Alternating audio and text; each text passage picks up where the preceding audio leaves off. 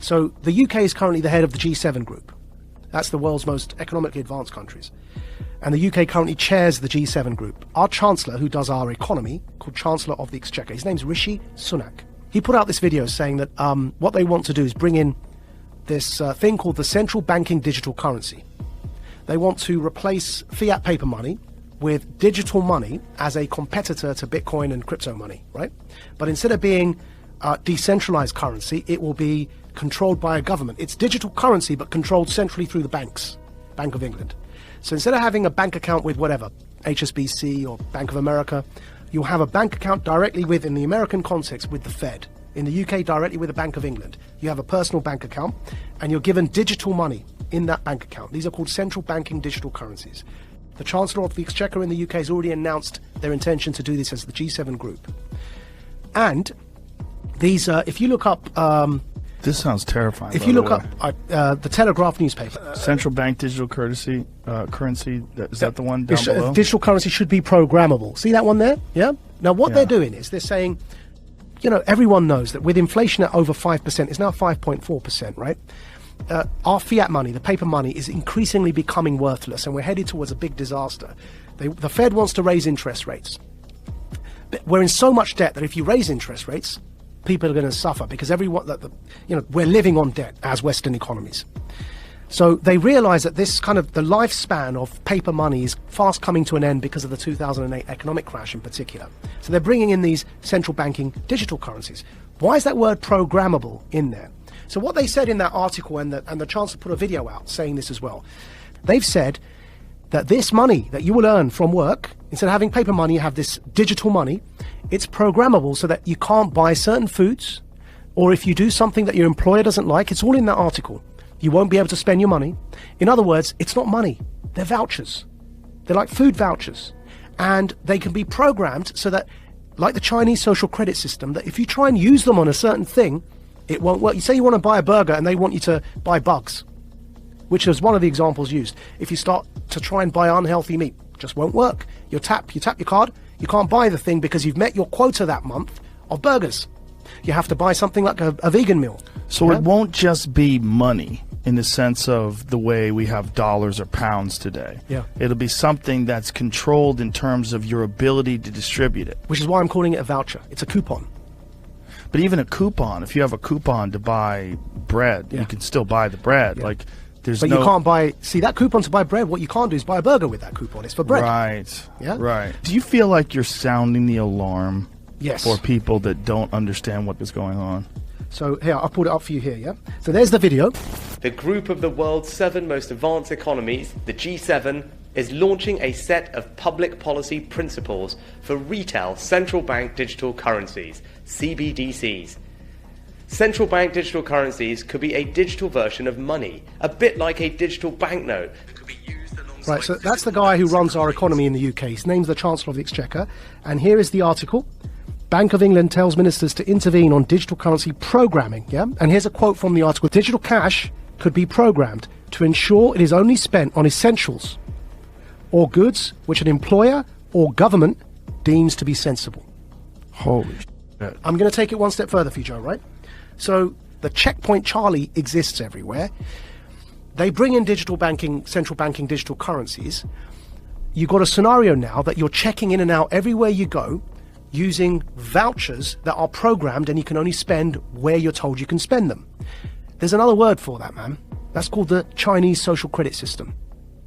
So what they are telling us, and when I say they, who's they? People in power. That's the head of our economy, the Chancellor of the Exchequer, second most powerful person other than the Prime Minister and maybe the Foreign Secretary in the UK, right? He's telling us, I just played it there for you, he's telling us that's what he, as the UK, the head of the G7, want to bring in for the G7.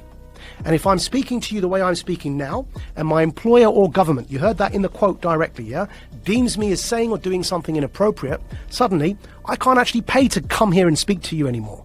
My digital currency won't even pay for the ticket because it will be known that I'm coming to speak to you.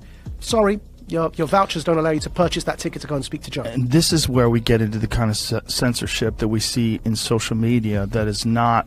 You can't have that kind of censorship with the First Amendment in normal discourse. But you can have that kind of censorship if you've developed a digital platform that distributes information, but it's a private company. Yeah.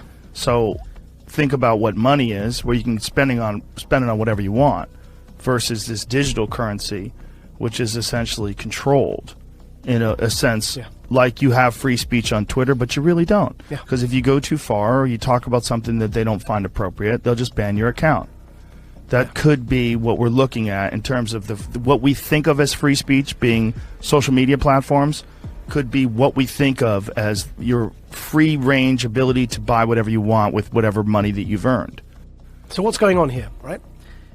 What's going on here is, with this central banking digital currency, if you get to that situation where you end up with the Chinese social credit system in the West, why would anyone want to do that, right? I believe we're in a moment of the Gutenberg press. Go back to when the printing press was invented. Technology disrupts power structures. It always has. Printing and its invention was a new technology. What happened when they invented the printing press?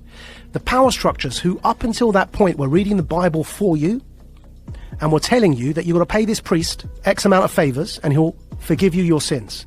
And that became a bribery system, right? Which is what Martin Luther was so upset about when he pinned his thesis to the wall. The printing press disrupted that power dynamic because people could read the Bible for themselves.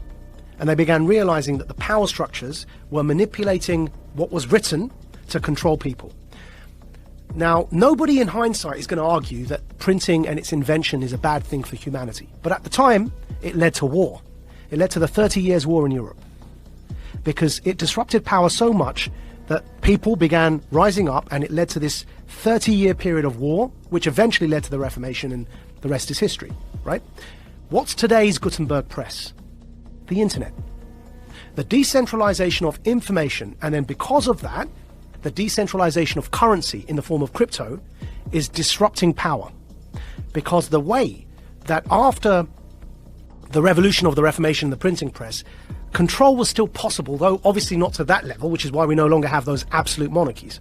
But control in a nation-state context was still possible to an extent because the money supply was controlled. Now what's happening is that the invention of the internet, with the decentralization of information, and in particular here the decentralization of currency in the form of cryptocurrencies, is disrupting those power hierarchies, and it's leading to this conflict now. And we're in a moment when the printing press was invented, the powers that be needed to try and hold on to that power as the 30 Years' War kicked off. They eventually lost it, but to hold on to it they became very brutal because they were losing their grip on power. Today, to have the infrastructure in place that you can have a checkpoint Charlie society, so that when the central banking digital currencies are in place, that infrastructure is already there because people were so scared they voluntarily allowed you to put that in place, so that you can maintain your grip on power, because what's coming around the corner is the decentralization of everything, of media, therefore of narrative, and of course remember, whoever defines the truth gets to define reality. Decentralization of the economy through crypto. You no longer have the power to define the story and control the money supply. So the powers that be, who are losing that power, need to clamp down. They're clamping down on their own children, because we are people who are born of the West. So it's an internal civil war in a hybrid war context over truth and over information. Centralization versus decentralization. It's no longer about left or right. It's about up versus down. It's about power versus those who don't have power.